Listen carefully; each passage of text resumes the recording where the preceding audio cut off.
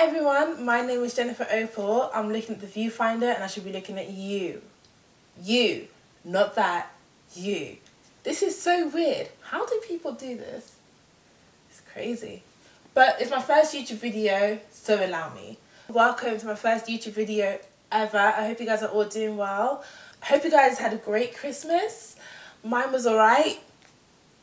It's pretty chill. Didn't really do anything. But that's a story for another day. That's not why you clicked this video. I am kind of nervous and I think I know how this video is going to go down, and hopefully it flows really well and I'm able to actually fulfill the title of the video. Otherwise, then I'll be a really terrible YouTuber, don't you think? Thank you for clicking onto this video. I hope you all had a lovely Christmas and had a great time with your families. I wanted to come to you guys and share my story about how I became a software engineer in the space of about 4 months. Technically, 100 days. It was a crazy experience, and I've been a software engineer for just over a year now, and I wanted to kind of share my story about how I got into tech so that you know that yes, you can get into tech with a degree, but there's also other alternative routes that people are starting to really be open to. And I wanted to share that experience because I'm one of those people that got into tech through quite an unconventional route. So if you like this video, it would be great if you can give this a thumbs up, as it's my first YouTube video and it'll mean so much. And if you have any questions about anything that I've mentioned, or maybe there's a video that you'd like me to do in the future, then please leave a comment down below and I'll be happy to do a video in the future for you guys. And if you would like to, you are more than welcome to subscribe to my channel, click the notification bell, and you can stay tuned in for any uploads and be the first to know when I've uploaded one. So let me start by sharing my qualifications. Number one, I do not have a degree. I've actually dropped out like twice, maybe 3 times. I've lived, okay? Don't judge me.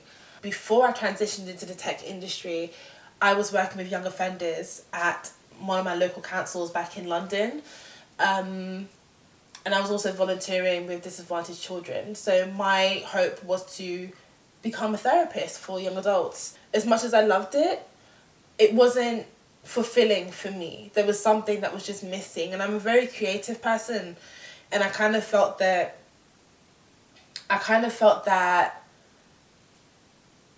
therapy just wasn't what I wanted to do, which is pretty bad. But I did graduate with a certificate in counselling and counselling skills. Not really a STEM subject, obviously, but at least you know what qualifications I have, so that you don't think that, you know, I was just some chemical engineering person that transitioned into tech or whatever. Nothing against them, but yeah, let's move on. So the way I entered the tech industry is kind of random because it wasn't really something that I've wanted to do ever since I was a little girl or a young child. It was never something that I had on my mind to become a programmer or to work for a software company. To be honest with you, I didn't even learn about what coding was until I was 26. I'd never heard of coding prior to that. I'm now 29 years old and I'd only discovered coding 3 years ago, and I wish I'd discovered it sooner, but you know, things happen for a reason. When I discovered coding, it was in my 2nd year of university, where we were offered an opportunity to get onto a free coding program. It was like a coding course, really. And the coding course was like an intro to web development, front-end web development. And it was an 8-week program, once a week for a couple of hours a night. And it was basically just supposed to empower and kind of pique the interest of women and non-binaries to consider getting into tech. So I applied for the program in my 2nd year of my degree, and I absolutely fell in love with it. And I was like, why did I not know about this sooner? Why have I never heard of coding before? But I've heard of like programming. I didn't know coding and programming was actually the same thing. Like, you know, like in movies, someone's hacking some kind of firewall and they managed to do it in like 2 seconds. Like, if you watch Transformers, where that Russian guy was like hacking like a bridge or something. Binary encryption code. It's difficult, but not for me. I'm in. Bridge down. And it had to break a firewall. He did it in like 15, 20 seconds. And I'm like, oh.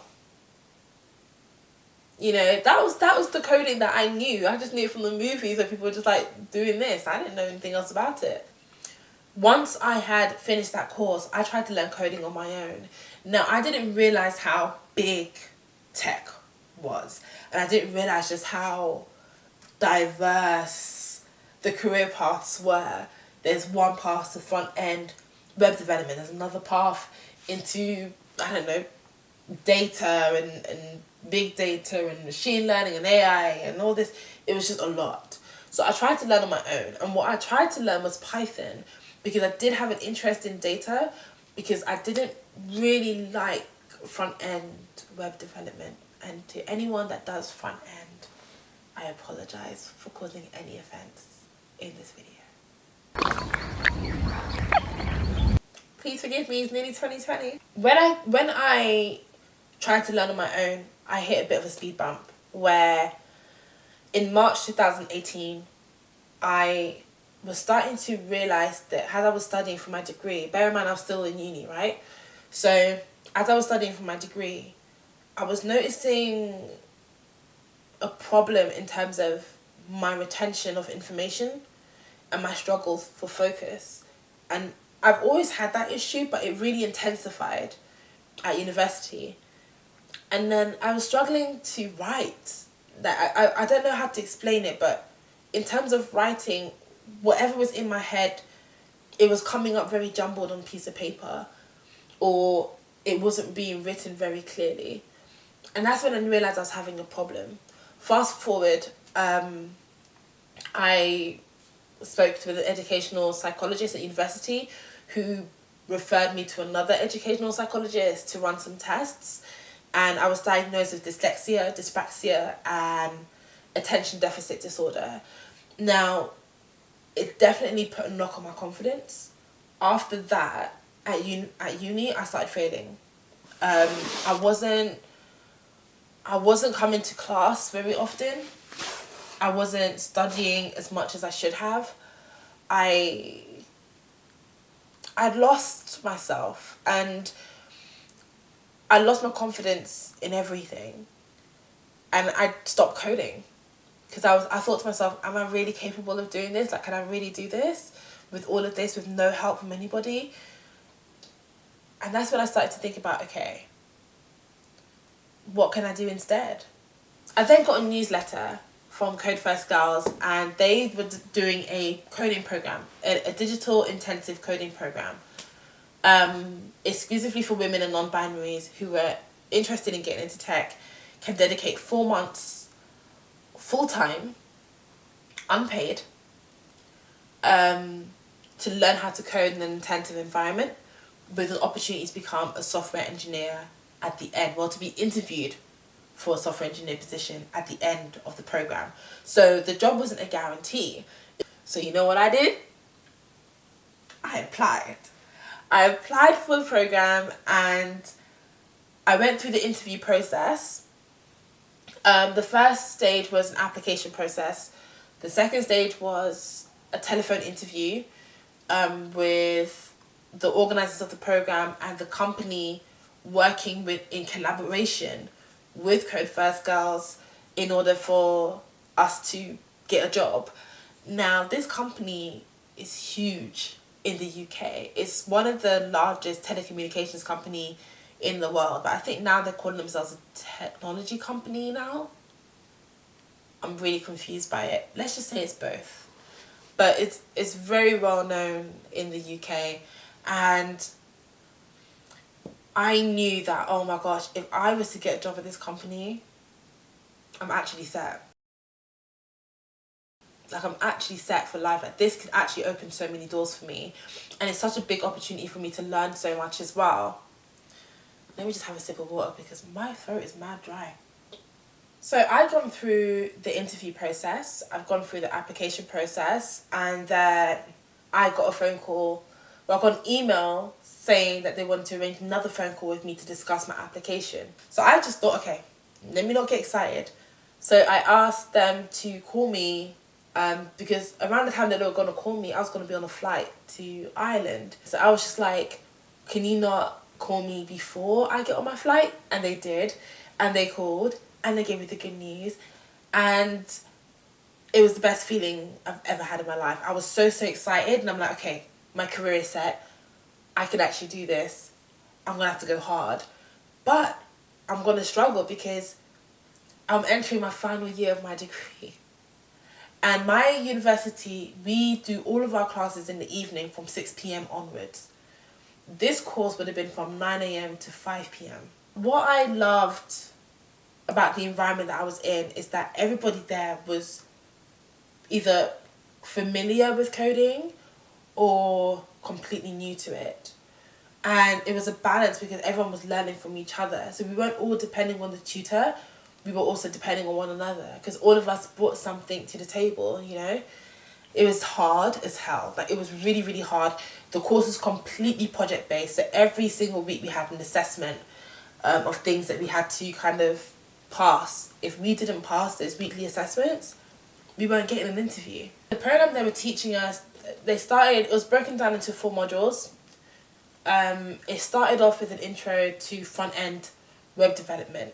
So we did HTML, CSS, jQuery, Bootstrap, a little bit of JavaScript, but we didn't go intensely with that. And it was entirely project-based. So everything that they taught us every day, we had to apply it onto a project. So if they were teaching us how to do a heading using H1 tags in HTML, we were applying that to our project. If they were teaching us how to use Bootstrap to, set the layout of a landing page, we had to apply that, like, there and then. And not there and then, but she would teach us for an hour, we were coding for like 2-3 hours. And that was the best way that I could have learned. And I also got additional support because of the fact that I had learning difficulties. And thankfully I had a tutor that had worked with students that had learning difficulties already. So that really, really was a huge bonus for me. So shout out to you, Yoko. You're a G. Once we finished the front-end web development program module, we then moved on to Python. And we were learning about how functions work, what they are, what are variables, how they work. We were learning about how Python was used, a whole bunch of stuff about the programming language, but it was an introduction, but it was a very intense introduction. But you have to bear in mind that a lot of us had either never programmed before, had never used Python before, and probably never learned in an environment like this. So every one of us were going through new experiences with it. Everything we were learning, we were also applying. So we had to do like projects like building little mini robots in Python that were taking an input from the user, displaying an output for you, like kind of like a bit of fun like that. It was really interesting and it's really good. And it was a great way to learn. I loved it. We then moved on to learning about test-driven development and how software is tested, how they use the programming language to test products and apps and all that stuff. It was a whole bunch of stuff. I don't remember the exact details of what we learned because I'm not going to lie, it was so intense that it was an actual blur. But we also did an intro to cybersecurity as well. So we learned about the different working environments that you can use in the workplace. And at that time, the company that we would be working for was transitioning into a more agile working environment rather than a Scrum working environment.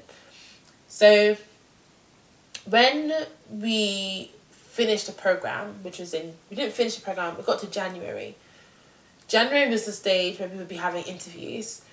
Now, in order for us to get to interviews, we had to pass weekly assessments from when the program started. If we don't pass those weekly assessments, we ain't getting an interview.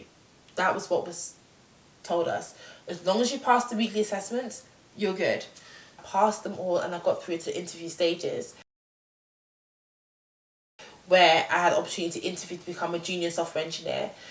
I applied for roles in Belfast simply because I wanted to step out of my comfort zone, a big comfort zone.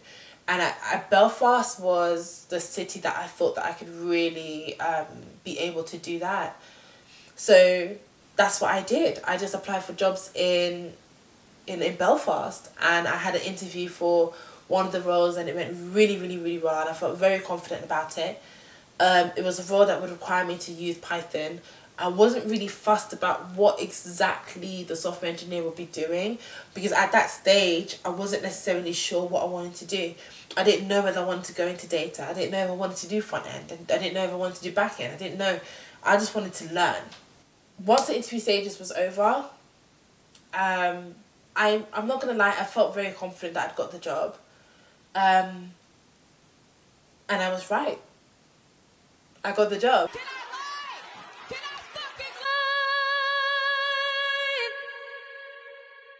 And that was that. That was literally it.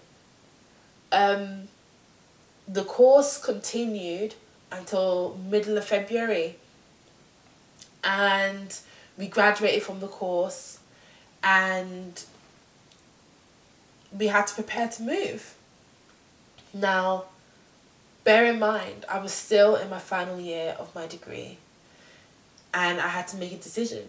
Do I continue with my degree in business and French language, a course that I'm already failing at, or do I just pack up my stuff and leave London and move to Belfast?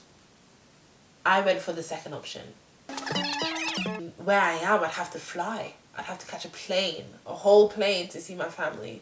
But I did what I had to do because I really wanted to work in tech, and I really wanted to learn. And it really stirred up an interest in me that I didn't know that I had. And there's like a fire burning. And it really did change me getting into tech. It really changed me so much, in such a way where I stepped out of my comfort zone, not just in terms of moving to Belfast, which isn't exactly the most diverse city in the world, and then having to find somewhere to live and not knowing the areas that you should live in or not live in, and then having to find a way to make some new friends, you basically making a fresh start in life. So I had to do that. And then I was blogging my journey on Instagram and Twitter, and making connections, and got opportunities to speak in London and share my journey and win awards, and it's been fantastic. But moving to Belfast was the most difficult decision for me to make. It was the most challenging decision I've ever made, but it was the best decision I've ever made. And a year on, I'm still doing that. Sorry, my camera died. So that's the story about how I became a software engineer and how I ended up going from London to Belfast, Northern Ireland. I really hope you guys enjoyed the video. I'm sorry if I rambled. I hope I didn't. I hope you found something useful from this video. I really wanted to just share my journey because I wanted to just reiterate that this has fallen off, but we will continue. But I did want to just kind of share that there are many routes into tech. Whether you want to code or you don't, there is a journey and there is a route for you. So please don't give up and don't lose hope. And I'm sure that you will get the job that you're asking for and what you're wanting. Loads of companies are starting to really look at doing programming courses for underrepresented groups in tech.